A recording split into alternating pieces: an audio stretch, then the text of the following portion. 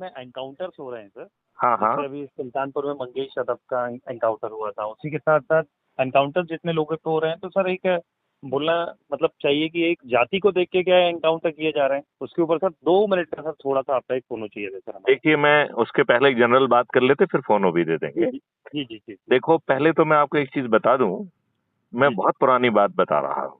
जब मैं जी जी additional SP city Bhopal हुआ करता था, मैं जी जी मैं 86-87 की बात कर रहा हूँ, राइट। जी जी उस समय जो है ढेर सारे हमने लोगों को पकड़ा, यहाँ उनके जो उनके हथियार भी बरामद किए और उसका एग्जीबिशन लगाया, जिसको और तत्कालीन home minister mister Bharat Singh थे, उन्होंने उसको इनॉग्रेट किया। जी जी पुलिस के ऊपर एक आरोप लगाया गया कि आपने जितने लोगों को पकड़ा अधिकांश मुस्लिम है।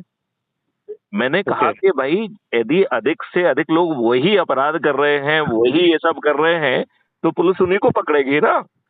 बिल्कुल बिल्कुल फैक्ट है सर, ये तो फैक्टोरियल फैक्टर है, ये तो सही है। हाँ, तो मेरा वही कहना है कि इनकाउंटर उनका होगा ना जो कानून को हाथ में ले रहे हैं, राइट, नंबर वन। जी सर, जी नंबर जी बिल्कुल दो, बिल्कुल। नंबर दूसरी बात जो हमको समझना पड़ेगी, जो बात हमें बहुत जोर से समझना पड़ेगी, कि हम ऐसी व्यवस्था में क्यों जी रहे हैं जहां प्रश्न उठते रहते हैं।